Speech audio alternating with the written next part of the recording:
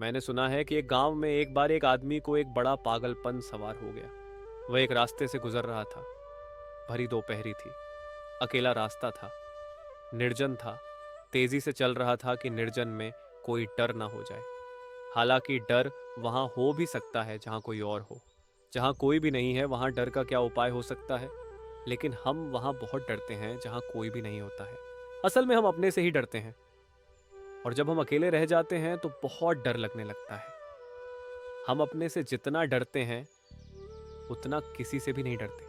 इसलिए कोई भी साथ हो तो भी डर कम लगता है। और बिल्कुल अकेले रह जाएं तो बहुत डर लगने लगता है। वह आदमी अकेला था। डर गया और भागने लगा। सन्नाटा था। सुनसान था। दोपहर थी। कोई भी न था। जब वह तेजी से भागा तो उसे अपने ही पैरों की आवाज पीछे से आती हुई मालूम पड़ी। और वह डरा कि शायद कोई पीछे है। फिर उसने डरे हुए चोरी की आंख से पीछे झांक कर देखा तो एक लंबी छाया उसका पीछा कर रही थी। वह उसकी अपनी ही छाया थी।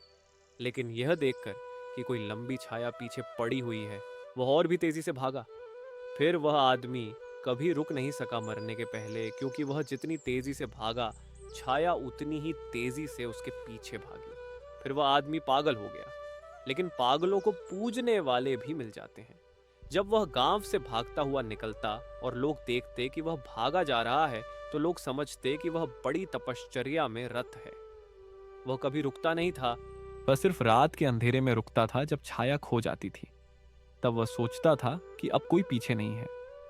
सुबह हुई और वह भागना शुरू कर देता था। फिर तो बाद में उसने रात में भी रुकना बंद कर दिया। उसे ऐसा समझ में आया कि जब तक मैं विश्राम करता हूं मालूम होता है जितना दूर भागकर दिन भर में मैं दूर निकलता हूं उतनी देर में छाया फिर वापस आ जाती है। सुबह फिर मेरे पीछे हो जाती है। तब उसने रात में भी रुकना बंद कर दिया। फिर वह पूरा पागल हो गया। फिर वह खाता भी नहीं, पीता भी नहीं। भागते हुए लाखों की भीड़ उसको देखती, फूल फेंकती। कोई राह चलते उसके हाथ में रोटी पकड़ा देता, कोई पानी पकड़ा देता। उसकी पूजा बढ़ती चली गई। लाखों लोग उसका आदर करने लगे। लेकिन वह आदमी पागल होता चला गया और अंत में वह आदमी एक दिन गिरा और मर गया। गांव के लोगों ने जिस गांव में वह मरा था उसकी कब्र बना दी, एक वृक्ष के नीचे छाया में। और उस गांव के एक बूढ़े फकीर से उन्होंने पूछा कि हम इसकी कब्र पर क्या लिखें। तो उस फकीर ने एक लाइन उसकी कब्र पर लिख दी। किसी गांव में किसी जगह वह कब्र अब भी है। हो सकता है कभी आपका उस जगह से निकलना हो तो पढ़ लेना। उस कब्र पर उस फकीर ने लिख दिया है कि यहाँ एक ऐसा आदमी सोता है जो जिंदगी भर अपनी छाया से भागता रहा है, जिसने जिंदगी छाया से भागने में गंवा दी। और उस आदमी को इतना भी पता नहीं था जितना उसकी कब्र को पता है, क्योंकि कब्र छाया में है और भागती नहीं। इसलिए कब्र की कोई छाया ही नहीं बनती है। इसके भीतर जो सोया है उसे इतना भी पता नहीं था जितना उसकी कब्र को पता है। हम भी भागते हैं। हमें आश्चर्य होगा कि कोई आदमी छाया से भागता था।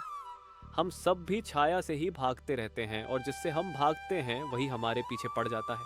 और जितनी तेजी से हम भागते हैं उसकी दौड़ भी उतनी ही तेज हो जाती है, क्योंकि वह हमारी ही छाया है।